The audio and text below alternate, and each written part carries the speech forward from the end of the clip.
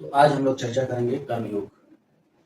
सबसे पहले कर्मयोग शब्द ही समझने का प्रयास करते हैं। इस कर्मयोग शब्द में दो शब्द सम्मिलित, एक कर्म, दूसरा योग। तो कर्मयोग में जो दो शब्द हैं, उसमें कर्म शब्द से हम लोग परिचित हैं ही पहले से हैं, लेकिन वही कर्म कर्म योग कब कहलाने लगेगा? योग से युक्त हो गया तो वो कर्म योग कहलाने लगेगा। लेकिन फिर योग क्या है? तो इस पर हम लोग लौटेंगे। योग क्या है उससे पहले हम लोग जो इसकी जो पृष्ठभूमि है, कर्म की पृष्ठभूमि या इसका जो संदर्भ है, उसके बारे में हम थोड़ी सी चर्चा करेंगे कि भगवान के द्वारा जो पवित्र शब्द कहे गए हैं, जो पवित्र उपदेश दिया गया है, वो श्रीमद् भागवत गीता है। उसी श्रीमद् भागवत गीता का अंश है कर्मयोग। श्रीमद् भागवत गीता महाभारत का सार तत्व है। महाभारत में 18 पर्व है, आपको मालूम है। उसी तरह श्रीमद् भागवत गीता भी 18 अध्यायों में विभक्त है। पहला अध्याय अर्जुन विषाद योग, दूसरा सांख्य योग, तीसरा कर्म योग, चौथा ज्ञान योग, और इसी तरह 18 अध्याय। लेकिन हमारा जो विषय है वो कर्म योग है, अर्थात गीता का तीसरा अध्याय। तो हम लोग उसके बारे में चर्चा करेंगे। तो फिर जैसा कि हमने कहा था कि लौटेंगे कर्म योग पर, और कर्म योग का जो योग शब्द है उस पर। तो श्रीमद् भागवत गीता के दूसरे अध्याय के 48वें श्लोक में यह बताया गया है कि कर्म योग का जो योग शब्द है, कर्म योग में जो योग शब्द सम्मिलित है, उसका क्या अर्थ है। और यह श्लोक आपके पाठ्य पुस्तक में भी है। तो 48वां श्लोक जो श्रीमद् भागवत गीता के दूसरे अध्याय का 48वां श्लोक है, वो है योगस्थः कुरु कर्मणि संग त्यक्त्वा धनंजय सिद्धि असिद्धियोः समः भूत्वा समत्वं योग उच्यते। योगस्थः कुरु कर्मणि, अपने कर्मों को योगस्थ कर लो, योग में स्थित कर लो या योग से युक्त करो। योगस्थः कुरु कर्मणि संग त्यक्त्वा धनंजय, संग निसंग भाव से, अनासक्त भाव से अपने कर्मों को योगस्थ करो।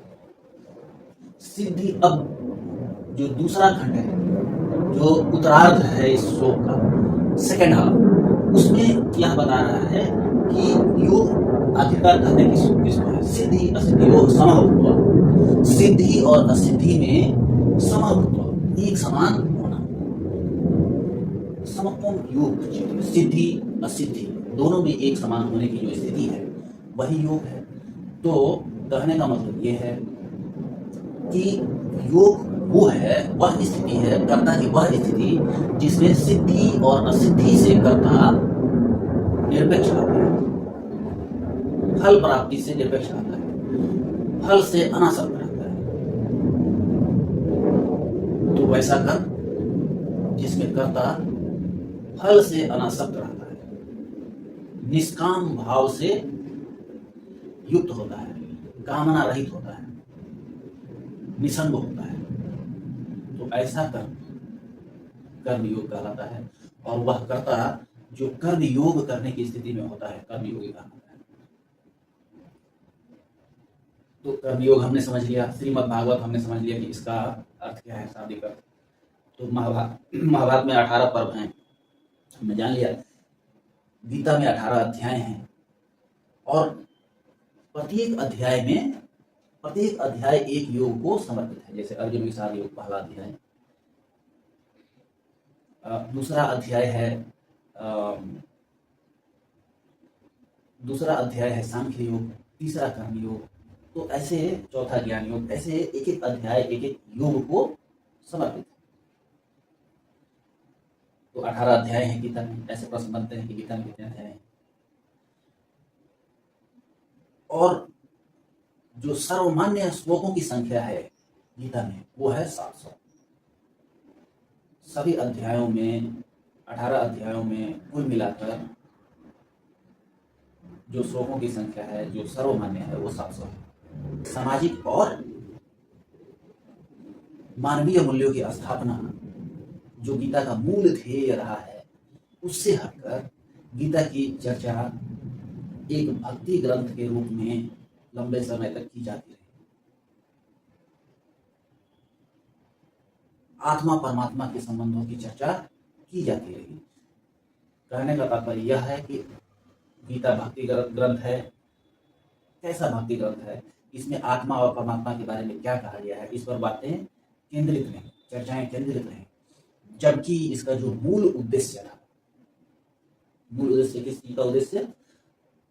सामाजिक और मानवीय मूल्यों के संरक्षण का, वो तिरोहित रहा लंबे समय तक। लेकिन अब उन मूल्यों की भी चर्चा हो रही है, या उस समय भी होती रही होंगी, लेकिन वो ज्यादा प्रकाश में नहीं आए। भगवत गीता हमें ये बताती है कि किसी निर्णायक क्षण में हमें कैसे निर्णय लेना चाहिए, किन कसौटियों पर खुद को कसकर और अपना कर्म, अपना कार्य निर्धारित करना चाहिए, किस दिशा में कर्म करना चाहिए, यह हमें गीता बताती है। और वो निर्णायक क्षण जब मनुष्य खुद को असमर्थ पाता है कि हम क्या करें क्या न करें, ऐसी स्थिति में गीता मार्गदर्शन करती है, और वो मार्गदर्शन कर्म के माध्यम से गीता करती है। गीता के पहले श्लोक में ही कर्म शब्द आ गया है। वो पहला श्लोक है, गीता का पहला श्लोक आपके पाठ्य पुस्तक में भी दिया हुआ है कि यह बताता है गीता का ध्येय, कर्म योग ही, कर्म करना ही मनुष्य का ध्येय है, फल की प्राप्ति नहीं। इसीलिए पहले श्लोक में ही कर्म शब्द आ गया है।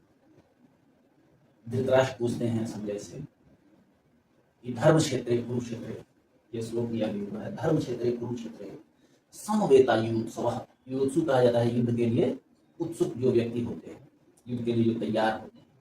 तो धर्म क्षेत्रे कुरुक्षेत्रे यानी कि धर्म क्षेत्र कुरुक्षेत्र में समवेता इकट्ठे हुए, युत्सवः युद्ध के लिए प्रेरित उत्सुक जो योद्धा हैं, जो धर्म क्षेत्र कुरुक्षेत्र में एकत्रित हुए हैं। मामकाः पांडवाः च एव किम कुर्वता संजय, मेरे पक्ष के लोगों ने और पांडवों ने क्या किया, किम कुर्वता जो शब्द है, ये इस श्लोक का ध्येय शब्द है, ध्येय वाक्य है। किम कुर्वता दो शब्द है, वाक्य एक बन गया। किम कुर्वता क्या किया? तो हम देख रहे हैं कि गीता के पहले श्लोक से ही कर्म की चर्चा शुरू हो गई। अब जैसा कि हमने देखा, हमने अभी चर्चा की थोड़ी सी कि गीता पर चर्चा किन किन दिशाओं में होती रही। तो एक लंबी भाष्य परंपरा रही है। भाष्य कहा जाता है टीका को, टिप्पणी को। आजकल की जो आलोचना है, आलोचना पद्धति है, वह इसके कुछ इर्द गिर्द बैठती है। यानी कि गीता पर भाष्य जो लिखे गए, वो उनका ये, पहले ये समझ लेते हैं भाष्य होता क्या है। उनका ये ध्येय था कि गीता आखिर कहती क्या है, या किसी भी चीज पर, किसी भी पुस्तक पर भाष्य लिखा जाना लेखक के हिसाब से यह बतलाता है, वह भाष्य लेखक द्वारा लिखा गया भाष्य यह बतलाता है कि वह संदर्भित ग्रंथ जिस पर भाष्य लिखा जा रहा है उसका अर्थ क्या है। तो एक लंबी परंपरा रही है गीता पर भाष्य लिखने की, और इस क्रम में सबसे पहले पायदान पर आते हैं शंकराचार्य। उन्होंने अपने प्रस्थान त्रयी में गीता को स्थान दिया। प्रस्थान त्रयी में 3 ग्रंथ आते हैं, 3 तरह के ग्रंथ आते हैं। शंकराचार्य ने अपने प्रस्थान त्रयी में उपनिषदों को स्थान दिया है। शंकराचार्य ने अपने प्रस्थान त्रयी में ब्रह्म सूत्रों का स्थान दिया है, और तीसरा स्थान उन्होंने गीता को दिया है। तो उन्होंने भाष्य भी लिखा, और उस भाष्य के आधार पर अद्वैतवाद की उन्होंने स्थापना की। और ये प्रक्रिया यही नहीं रुकी। शंकराचार्य के बाद रामानुजाचार्य, उन्होंने भी गीता पर भाष्य लिखा और विशिष्ट अद्वैतवाद की स्थापना की। निम्बार्काचार्य, उन्होंने भी इस पर भाष्य लिखा और द्वैतवाद का जो उनका दार्शनिक सिद्धांत था उसकी स्थापना उन्होंने की।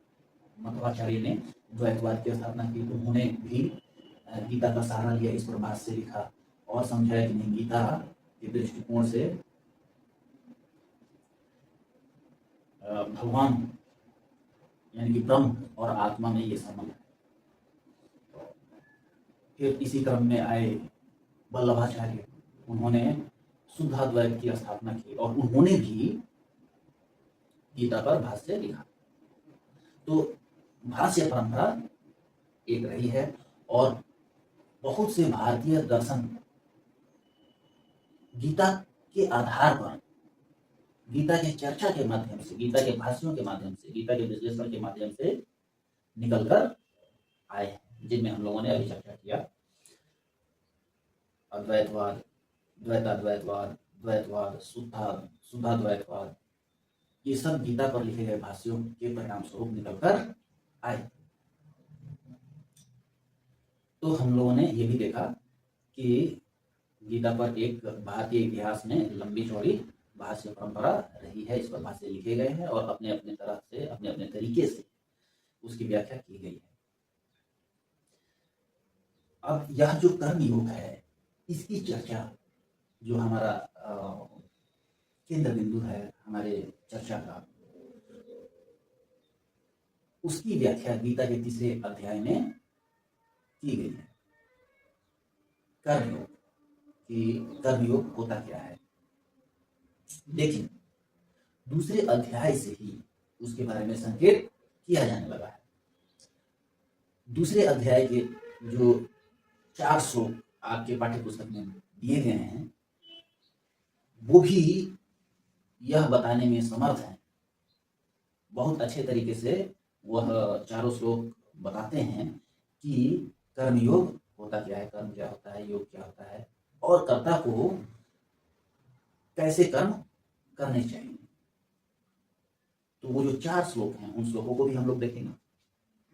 तो उन 4 श्लोकों में जो द्वितीय अध्याय के हैं, दूसरे अध्याय के हैं, उसमें सबसे पहला श्लोक है 47वां श्लोक दूसरे अध्याय का, जो कर्मयोग के बारे में बहुत अच्छी जानकारी देता है। और आप लोगों ने ये सुना भी होगा,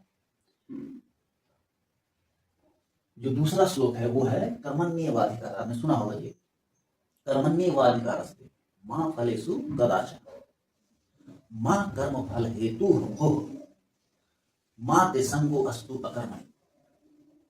ये आप लोगों ने सुना होगा। अर्थ में बता देता हूँ। कर्मण्येवाधिकारस्ते, कर्मणि एव अधिकार, कर्म में ही अधिकार है। मा फलेषु कदाचन, मा फलेषु कदाचन, कभी भी नहीं फल में आपका अधिकार है। आपका अधिकार सिर्फ कर्म करने पर है, फल पर आपका अधिकार नहीं है। माँ कर्म फल हेतु भोः, इसलिए कर्म फल के हेतु कार्य नहीं करना है। माँ ते अस्तु अकर्मणि, और उनसे आसक्त होकर, कर्म फल से आसक्त होकर अकर्मण्य भी नहीं हो जाना है। जैसा अर्जुन हो गए, पता नहीं क्या होगा, युद्ध का परिणाम क्या होगा, परिणामों से आसक्त होकर अकर्मण्य हो गए, तो भगवान कहते हैं माँ ते अस्तु अकर्मण्य, कर्मों के फल की चिंता करते हुए अकर्मण्य भी नहीं हो जाना है। फिर 48वां श्लोक क्या कहता है कि जो हम बता चुके हैं कि योग क्या है। अब कर्म योग में सबसे पहले योग की चर्चा हो जाती है कि भाई योगस्थः कुरु कर्मणि संगं त्यक्त्वा धनंजय सिद्धि असिद्धियोः समभूत्वा समत्वं योग उच्यते। सिद्धि और असिद्धि में एक समान जो रहता है कर्ता, तो कर्ता की सिद्धि और असिद्धि में एक समान हो जाने की जो स्थिति है वो है योग। 49वां श्लोक कहता है कि दुरेण ही अवरम कर्म बुद्धि योगात् धनंजय बुद्धौ शरणम अनुइच्छा कृपणाः फल हेतुः। दुरेण ही अवरम कर्म बुद्धि योगात् धनंजय, जो अवांछनीय कर्म है वो बहुत ही नीच है। किसकी तुलना में? बुद्धि योग की तुलना। बुद्धि से किए गए कर्म की तुलना में अन्य कर्म बहुत नीच है। बुद्धो शरणम अनुच्छा, इसीलिए बुद्धि की शरण में जाओ, यानी कि बुद्धि के अनुसार अपना कर्म करो। कृपणा फल है तो जो कृपण लोग होते हैं, जो अज्ञानी लोग होते हैं, वो फल के लिए कार्य करते हैं। तो बुद्धि युक्त होकर योग की शरण में जाकर अपना कर्म करो। 50वां श्लोक कहता है दूसरे अध्याय का, बुद्धि युक्त, ये चारों श्लोक आपके पाठ्य पुस्तक में है। बुद्धि युक्तो जहाति इह उभे सुकृत दुष्कृत, बुद्धि युक्त जो बुद्धि से युक्त होता है, यानी कि कर्म योगी जो होता है, जहाति इह उभे सुकृत दुष्कृत, जहाति मतलब परित्याग कर देता है, किसका? सुकृत और दुष्कृत को। इह उभे, इसी संसार में दोनों का परित्याग कर देता है। उससे कुछ अच्छा हुआ बुरा हुआ सबका परित्याग कर देता है, यानी कि उससे उस आसक्ति नहीं रखता है। तस्मात् योगा युजस्व योगः कर्मसु कौशलम, इसलिए योग से जुड़कर कर्म आपका योग से जुड़ा हुआ होना चाहिए। योगः कर्मसु कौशलम, कार्यों में कुशलता ही योग, कार्यों में कुशलता ही योग। और कार्यों की कुशलता क्या है? तो सिद्धि असिद्धियोः समत्वम योग उच्यते। तो सिद्धि और असिद्धि भी एक समान होना और ऐसी स्थिति में कार्य करना, वो क्या है? योग है। और योग ही कार्यों में कुशलता का नाम ही योग है। अब कार्यों में कुशलता क्या है वो थोड़ा सा इस बार आगे भी हम लोग प्रकाश डालेंगे। बाकी आपके पाठ्य पुस्तक के अगले पॉइंट पर चलते हैं। वो ये है कि सारे श्लोक, सारे अध्याय किसी एक योग को समर्पित है। जैसे पहला अध्याय अर्जुन विषाद योग को समर्पित है, दूसरा सांख्य योग को समर्पित है, इसी तरह प्रत्येक अध्याय किसी न किसी योग को समर्पित है। तीसरा अध्याय कर्म योग को समर्पित है। लेकिन कर्म योग जो है उसका विस्तार सिर्फ तीसरे अध्याय तक नहीं, सभी, जैसा कि हमने दूसरे अध्याय में भी देखा, सभी अध्यायों तक कर्म योग का विस्तार है। इससे भी हम कह सकते हैं, इस आधार पर भी हम कह सकते हैं कि गीता का जो मुख्य ध्येय है वो कर्म योग ही है। तो गीता निरंतर कर्म को ही ध्येय बताता है। गीता का जो ध्येय है, जो गीता का मुख्य उद्देश्य है, वो यही है कि निरंतर कर्म करना चाहिए और फल के बारे में हमें चिंता नहीं करनी चाहिए। अब आपके पाठ्य पुस्तक में कर्म की दिशाएं दी हुई है, दो चीजें दी हुई है, कर्म की दिशाएं और कर्म के प्रकार। और कर्म के जो प्रकार हैं वो गुणों के आधार पर, कर्ता के गुणों के आधार पर या कर्म के गुणों के आधार पर, कर्ता द्वारा जो किया गया कर्म है उन गुणों के आधार पर उनके प्रकार दिए गए हैं। कंफ्यूज नहीं होना है। कर्म की दिशाएं और कर्म के प्रकार, हम दोनों की अलग अलग चर्चा करेंगे। तो कर्म की दिशाएं आपके पाठ्य पुस्तक के अनुसार 3 हैं।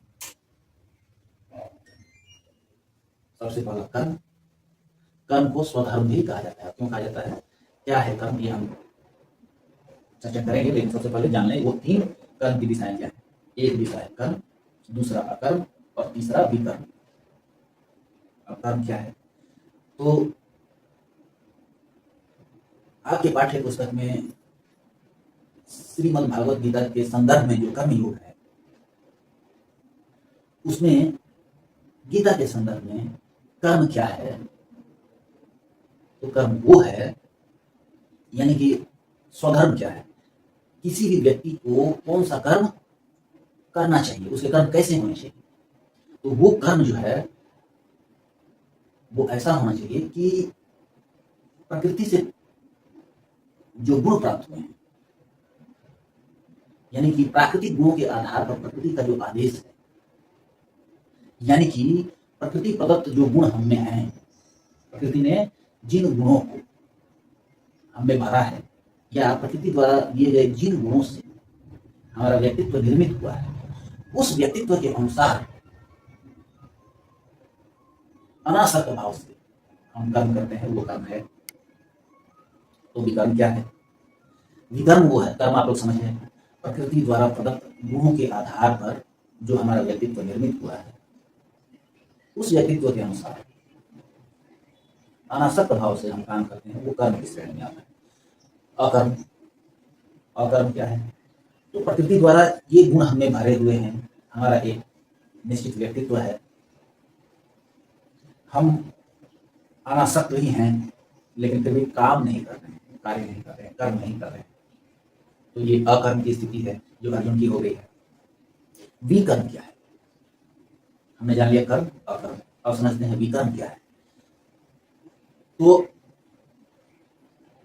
आप में प्रकृति द्वारा प्रदत्त जो गुण है या प्रकृति प्रदत्त आदेश जो है, कहने का मतलब प्रकृति ने आपको जिन गुणों से नवाजा है, जिन गुणों से आपके व्यक्तित्व का निर्माण हुआ है, उस व्यक्तित्व के अनुसार आप कर्म नहीं कर रहे हैं, आप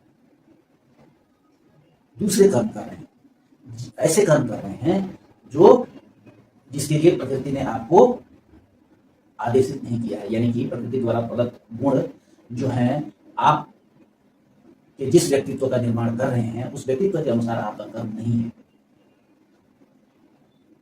तो ऐसे कर्म को विकर्म कहा जाएगा। तो आपने समझ लिया कर्म, अकर्म और विकर्म। अब हम देखते हैं, ये तो हो गए, ये हो गई कर्म की दिशाएं, कर्म, अकर्म, विकर्म। आगे पाठ्य पुस्तक में जो अगला टॉपिक है, जो अगला विषय है, वो है गुणों के आधार पर कर्म के प्रकार। तो गुणों के आधार पर कर्म के प्रकार 3 हैं। सबसे पहले तो हम 3 गुण क्या है वो जान लेते हैं। सत्व, रजस और तमस, 3 गुण हैं। इन्हीं गुणों के आधार पर जो कार्य किए जाते हैं उनको सात्विक, राजसिक और तामसिक कहा जाता है। अब आपकी सुविधा के लिए सटीक सात्विक कर्म क्या है, उसके लिए गीता में ही, गीता के 18वें श्लोक अध्याय का 23वां श्लोक बताता है कि सात्विक कर्म है क्या। नियतम संगरहितम अराग द्वेषः कृतम। नियत कार्य यानी प्रकृति के द्वारा प्रदत्त गुणों के आधार पर हमारे कर्म नियत है, उसके अनुसार संगरहित होकर, निसंग भाव से, अनासक्ति भाव से, और राग द्वेष से रहित होकर किया जाता है। कौन सा कार्य? सात्विक कार्य। अफला प्रेक्षणा, प्रइक्षणा, अफला, अफल की इच्छा यानी कि इच्छा रहित होकर, कर्म इच्छा रहित कर्म, यत जो है, तत् वह है सात्विक, उसको सात्विक कहा जाता है। यानी कि नियत हो, नियत कहने का मतलब प्रकृति द्वारा जो आदेशित हो, यानी कि प्रकृति द्वारा प्रदत्त गुणों के आधार पर हमारा जो व्यक्तित्व निर्मित हुआ है, उस व्यक्तित्व के अनुसार संगरहित, निसंग भाव से, अराग द्वेष कृतम, राग और द्वेष से रहित होकर, अफला प्रयत्न, फल की इच्छा से रहित होकर जो कर्म किया जाता है वो सात्विक कर्म है। अब राजसिक कर्म क्या है? यत तू कामेप्सुना कर्म, यत यानी कि जो, तू परंतु जो, कामेप्सुना काम की इच्छा से यानी कि फल की इच्छा से किया जाता है कर्म, जो कर्म फल की इच्छा से किया जाता है, और अहंकार युक्त भी होता है। अहंकारेण वापना क्रियते बहुलायासम, बहुयासम कहीं कहीं दिया हुआ है, कहीं कहीं बहुलायासम दिया हुआ है। क्रियते बहुयासम, और बहुत ही परिश्रम से, बहुत ही ध्यान लगाकर, बहुत ही जोर देकर जो काम किया जाता है वह राजसम उदार कर्म। तो सात्विक कर्म से ये कैसे अलग है कि काम की इच्छा रहती है, ये इच्छा रहित है, संग्रहित है, जबकि यहाँ काम की इच्छा है और अहंकार भी जुड़ा हुआ है।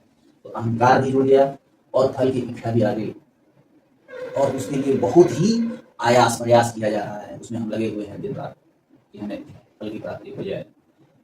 हम तो कर ही लेंगे, अहंकार भाव भी है, देखते हैं कौन रोकता है। तो अहंकार भाव भी है और कर्म फल की भावना भी है, कर्म फल की इच्छा भी है।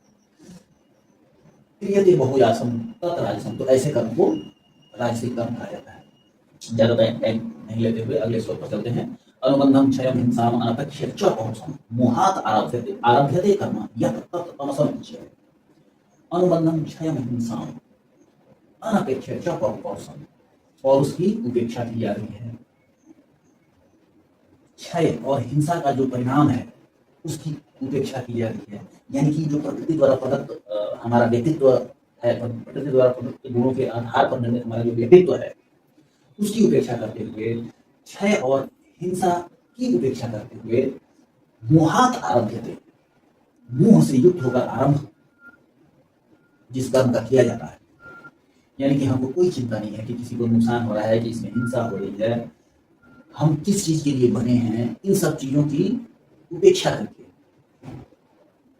आसक्त होकर, फल से आसक्त होकर, मोहित होकर, आरभ्यते कर्म, जब कर्म हम शुरू करते हैं या कर्म करते हैं तो यत जो तत् वह तमसम उच्यते, वह तामसिक कार्य कहलाएगा। तो हम लोगों ने क्या क्या आपके पाठ्य पुस्तक में दी गई दो बातें कर्म से संबंधित हमने जान ली। पहला कि कर्म की दिशाएं क्या हैं, दूसरा गुणों के आधार पर कर्म के प्रकार क्या है। तो कर्म की दिशाएं एक बार फिर से मैं बता रहा हूँ, कंफ्यूज नहीं होना है। कर्म की दिशाएं हैं कर्म, अकर्म और विकर्म, ये कर्म की दिशाएं हो गई। गुणों के आधार पर कर्म 3 प्रकार के हो गए, सात्विक, राजसिक और तामसिक कर्म। अब एक चीज और आपके पाठ्य पुस्तक में है, निष्ठा। किसकी निष्ठा कैसे कर्मों में होती है, किस योग में किसकी निष्ठा होती है। तो जो हमारे केंद्र बिंदु में है कर्म योग और एक तरह से सांख्य योग, इनके बारे में हम लोग जान लेते हैं कि इनमें किनकी निष्ठा होती है। आपके पाठ्य पुस्तक के हिसाब से जो कि गीता का एक श्लोक भी है, उसका दूसरा हिस्सा है कि ज्ञान योगेन सांख्यानाम, यानी कि ज्ञान योग से जो सन्यासी हैं उनकी ज्ञान योग में निष्ठा होती है। कर्म योगेन योगिना, जो योगी होते हैं उनकी निष्ठा कर्म योग में होती है। तो इससे दो प्रश्न बन सकते हैं कि ज्ञान योग में निष्ठा किसकी होती है, तो सांख्यानाम यानी कि सन्यासियों की, और कर्म योग में निष्ठा होती है योगियों की या कर्म योगियों की। तो पूरी चर्चा का निष्कर्ष ये कि कामना रहित होकर किए जाने वाले कर्म को ही कर्म योग कहा जाता है। बीच में तो वही आ गया, केंद्र में तो वही आ गया कि कामना रहित होकर आपको काम करना है। तो प्रकृति द्वारा प्रदत्त गुणों से निर्मित व्यक्तित्व के अनुसार कामना, तो कामना रहित होकर किए जाने वाले कर्म को ही कर्म योग कहा गया है। कामना रहित का तात्पर्य जीवन मूल्यों के संरक्षण से है, जो शुरू में हम लोग बात कर रहे थे कि जीवन मूल्यों का संरक्षण, मानवीय मूल्यों का संरक्षण, सामाजिक मूल्यों का संरक्षण। तो कामना रहित का तात्पर्य है जीवन मूल्यों के संरक्षण से। जीवन मूल्यों का संरक्षण श्रेष्ठ कर्म है और यही कर्तव्य गीता की दृष्टि में कर्म योग है। तो हम लोगों ने सभी बिंदुओं पर चर्चा कर ली है, लेकिन एक और बिंदु है अंत में कि गीता का तीसरा अध्याय हमें क्या क्या बतलाता है। तो गीता के तीसरे अध्याय की मुख्य बातें आपकी पाठ्य पुस्तक में दी हुई है। कर्म से विमुख होकर किसी प्रकार की सिद्धि प्राप्त नहीं की जा सकती, जो भगवान श्री कृष्ण अर्जुन को भी बताते हैं कि कर्म तो तुमको करना ही है, कर्म से भाग नहीं सकते। पर प्रत्येक को प्रकृति से अधिक गुणों के आधार पर ही कर्म करना चाहिए। हमने देखा है कि प्रकृति द्वारा प्रदत्त जो गुण है, या उसी को कहीं कहीं प्रकृति का आदेश भी कह दिया जाता है। उन गुणों के आधार पर जो हमारा व्यक्तित्व निर्मित हुआ है उसी के अनुसार कर्म करना है। तो जो दूसरा बिंदु है कर्म योग अध्याय का आपके पाठ्य पुस्तक के अनुसार, वो है कि प्रत्येक को प्रकृति से अधिक गुणों के आधार पर ही कर्म करना चाहिए। अपना नियत कर्म करो, क्योंकि तीसरा है अपना नियत कर्म। हमारा जो नियत कर्म है, प्रकृति द्वारा जो आदेशित कर्म है, वो हमें करना है, क्योंकि कर्म न करने की अपेक्षा कर्म करना ही श्रेष्ठ है। अब काम कर ही नहीं, उसे तो अच्छा ही करें। कहा जाता है, एक कहावत है कि बैठे से बेगार का, बैठे हुए उससे अच्छा कि बेगार कर। बेगार उसे कहा जाता है जिसमें कुछ मिलता नहीं, पारिश्रमिक नहीं दिया जाता है। तो देखिए कितना पुराना कहावत है, हमारे लोक में प्रचलित है कि बैठे से बेगार, बैठे हुए उससे अच्छा कर्म। वही गीता का तीसरा अध्याय भी कहता है अपना नियत कर्म करो, क्योंकि कर्म न करने की अपेक्षा कर्म करना ही श्रेष्ठ है। फलतः अपनी प्रसन्नता के लिए अपने नियत कर्म करना चाहिए, कुछ नहीं मिलेगा। तो आप अपने गुणों के आधार पर जो कर्म करेंगे उससे आपको प्रसन्नता तो जरूर मिलेगी। सामान्य जनों को शिक्षित करने के उद्देश्य से भी कर्म करना चाहिए। अगर कर्म हम कर रहे हैं तो जो सामान्य जन है वो देखेंगे थर्ड पर्सन, जब वो देखेंगे कि हाँ ये व्यक्ति कर्म कर रहा है तो वो भी प्रेरित होंगे। भगवान कहते हैं, भगवान श्री कृष्ण, कि मुझे सब कुछ प्राप्त है, कोई भी ऐसा चीज नहीं है जो मुझे प्राप्त नहीं है, लेकिन फिर भी मैं कर्म कर रहा हूं। तो सामान्य जनों को शिक्षित करने की दृष्टि से भी कर्म करना आवश्यक है, क्योंकि यही कर्म अनुकरणीय होगा जिसका विश्व अनुसरण कर सकेगा। पांचवा बिंदु है, किसी वस्तु का अभाव या आवश्यकता न रहने पर भी नियत कर्म करना चाहिए, जो कि श्री कृष्ण भी कहते हैं, जिसकी चर्चा हमने अभी की। छठवां बिंदु है, विद्वान व्यक्ति को चाहिए कि आसक्त अज्ञानी व्यक्ति को कर्म करने से रोके। आसक्त अज्ञानी व्यक्ति, आसक्त अज्ञानी व्यक्ति मोहात आरभ्यते कर्म यत् तत् तमसं उच्यते। तामसिक कर्म नहीं किया जाना चाहिए। ज्ञानी व्यक्ति को चाहिए कि ऐसे कर्म, तामसिक कर्म जैसे कर्म नहीं किया जाए। तो ये हुआ कर्मयोग। हमने देखा कि कर्मयोग की पृष्ठभूमि में है गीता, गीता की पृष्ठभूमि में है महाभारत।